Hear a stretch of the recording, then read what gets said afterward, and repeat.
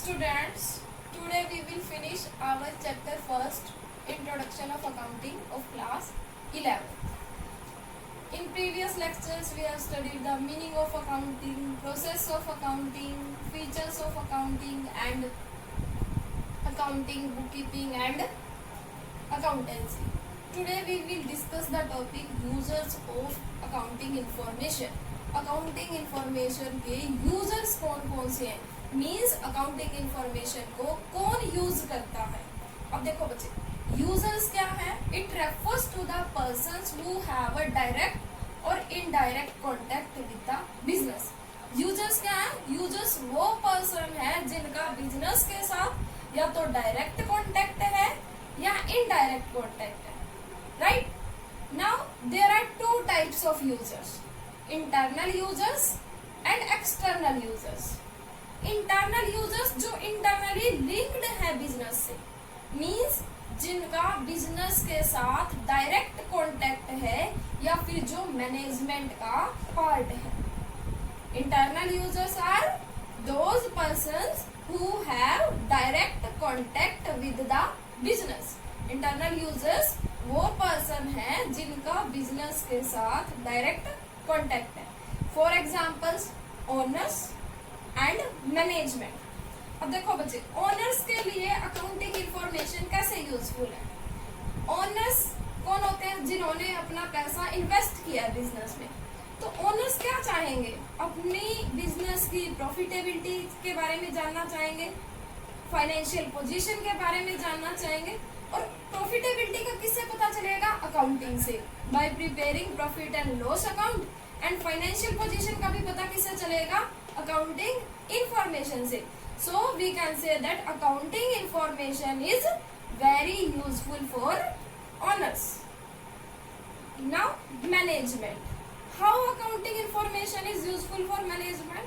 Accounting information management के लिए कैसे यूजफुल है? अब देखो, मैनेजमेंट क्या है? जो बिजनेस को रन करता है.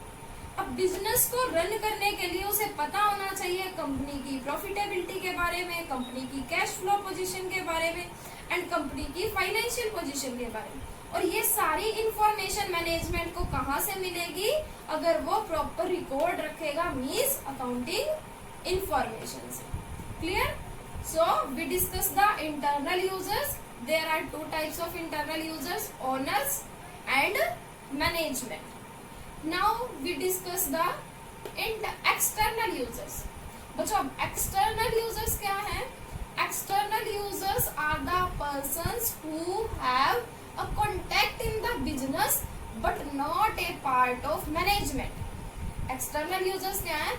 जिनका बिजनेस के साथ कॉन्टेक्ट तो है लेकिन मैनेजमेंट का पार्ट नहीं है, मीन्स इंटरनली लिंक्ड नहीं है बिजनेस से. These are external users. For example, investors, lenders, creditors, employees, government and tax authorities, competitors, public. अब हम पढ़ेंगे अकाउंटिंग इंफॉर्मेशन एक्सटर्नल यूजर्स के लिए कैसे इंपॉर्टेंट है. अब देखो, सबसे पहले इन्वेस्टर. इन्वेस्टर कौन होते हैं? जो कंपनी में अपना पैसा इन्वेस्ट करते हैं, कंपनी में मनी को इन्वेस्ट करते हैं. अब मान लो टू कंपनीज है, एक ए कंपनी है, एक बी कंपनी है. आप मान लो इन्वेस्टर हो, आपको दो कंपनीज में से कोई एक में पैसा इन्वेस्ट करना है, या तो ए कंपनी में इन्वेस्ट करोगे या बी कंपनी. तो इन्वेस्ट करने से आप क्या देखोगे? पहले कि ए कंपनी की सिचुएशन कैसी है और बी कंपनी की सिचुएशन कैसी है. और situation means profitability, financial position. ये कैसे पता चलेगा आपको? अकाउंटिंग इंफॉर्मेशन से.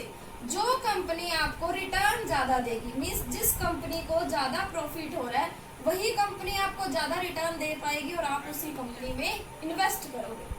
सो इन्वेस्टर्स के लिए अकाउंटिंग इंफॉर्मेशन वेरी यूजफुल है. Second point, lenders. अब बच्चों देखो, लेंडर्स कौन होते हैं? जो कंपनी को अपना पैसा क्रेडिट पे देते हैं, मींस जो कंपनीज को लोन देते हैं, जैसे कि बैंक. अब बैंक भी लोन देने से पहले क्या देखेगा? कंपनी की पोजीशन. कि क्या कंपनी लोन को वापस पे कर पाएगी या नहीं। सो अकाउंटिंग इंफॉर्मेशन लेंडर्स के लिए भी वेरी इंपॉर्टेंट है। Next is creditors. क्रेडिटर्स कौन होते हैं? क्रेडिटर्स वो पर्सन होते हैं जो कंपनीज को क्रेडिट पे रॉ मटेरियल सप्लाई करते हैं। अब देखो, अब क्रेडिटर्स है वो कंपनी को रॉ मटेरियल क्रेडिट पे प्रोवाइड करना चाह रहे हैं, तो क्रेडिटर्स भी पहले ये जानना चाहेंगे कि कंपनी वाले जो है इस पोजीशन में है या नहीं कि वो हमारा मनी पे कर सके। और ये कैसे पता चलेगा? With the help of accounting information. So accounting information is help for credit. Now employees. अब देखो, एम्प्लॉइज भी क्या है? ऑर्गेनाइजेशन में काम करते हैं, एक्सटर्नल एम्प्लॉइज है, इनका भी कांटेक्ट होता है बिजनेस के साथ। ये भी क्या जानना चाहते हैं? कंपनी की प्रॉफिटेबिलिटी के बारे में। क्यों? क्योंकि ये अपनी जॉब के बारे में क्या चाहते हैं? सिक्योरिटी। इनको अपनी जॉब की सिक्योरिटी का डर होता है, इसीलिए ये भी क्या जानना चाहते हैं? Time to time accounting information कि कंपनी की पोजीशन क्या है। और वो कंपनी की पोजीशन किससे पता चलेगी? अकाउंटिंग रिकॉर्ड से। Next is government and tax authorities. अब देखो, जो गवर्नमेंट है वो क्या करती है? बिजनेस वालों से टैक्स कलेक्ट करती है, लाइक इनकम टैक्स और गुड्स एंड सर्विस टैक्स। तो गवर्नमेंट भी क्या करेगी? पहले टैक्स कैलकुलेट करने से पहले कंपनीज के अकाउंटिंग रिकॉर्ड्स चेक करेगी। तो अकाउंटिंग इंफॉर्मेशन यूजफुल है for the government. Next is competitor. Competitor भी बिजनेस की स्ट्रेंथ और वीकनेस के बारे में जानना चाहते हैं।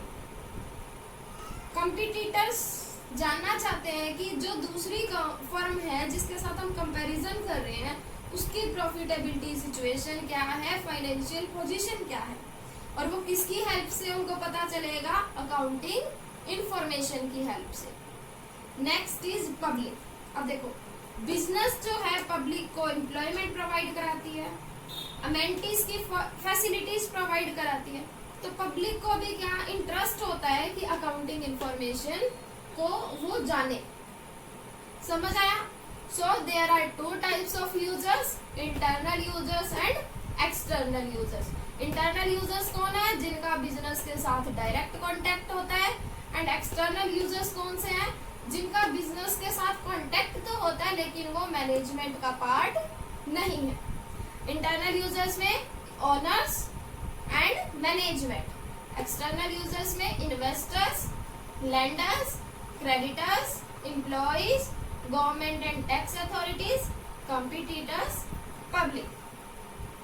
Now we will discuss the topic advantages of accounting.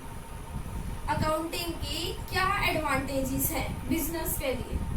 First point is helpful in management of business. Accounting जो है बिजनेस में मैनेजमेंट के लिए काफी हेल्पफुल है। कैसे? अब देखो, मैनेजमेंट में हमें क्या करनी होती है? प्लानिंग करनी होती है, डिसीजन लेने होते हैं regarding the cost of product, increase in the product cost, इन सब से रिलेटेड। तो इन सब का जो डिसीजन है वो किसकी हेल्प से लिए जाएंगे? अकाउंटिंग की हेल्प से। उसके लिए हमें क्या देखने पड़ेंगे? Accounting records.